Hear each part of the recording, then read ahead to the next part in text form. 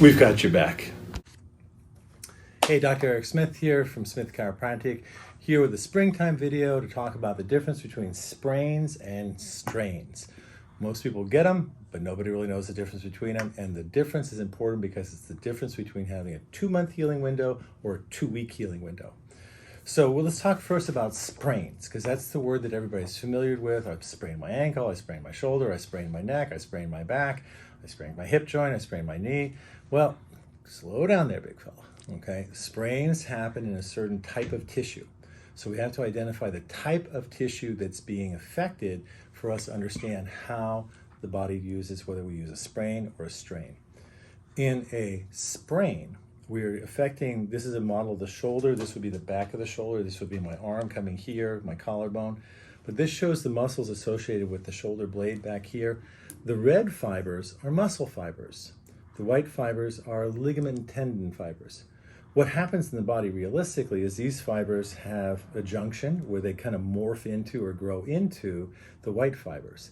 The difference between the red fibers and the white fibers is between muscle and ligament and tendon, and muscles have a contracting ability and ligament and tendon does not. That's the key thing to understand. No one can make the muscles in their ankle tighten. I mean, the muscles in their knee or their foot, you can tighten those, but you can't make the ligaments and tendons that hold the joint together tighten on your own. So when we talk about those tissues, the key difference is one has a contracting element, that would be muscle, and other has a supportive element.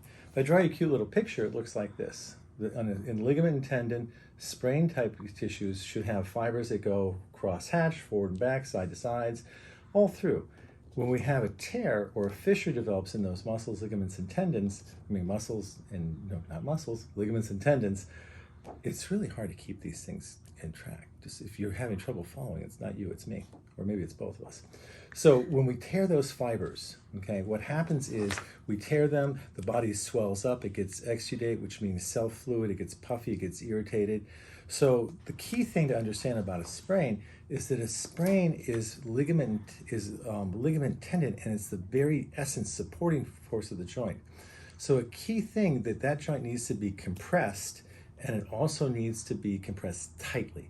So when I have people who have bad ankles, bad knees, things like that, I much prefer like the actual tape that sticks to you, the current kinesiological tapes, because you can really get it on there tight.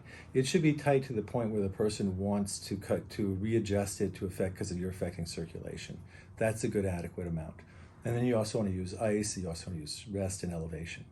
So in the next video, we're going to talk about strains. I'm hopefully not going to mix them up, which I'm prone to doing, but the treatment is very different.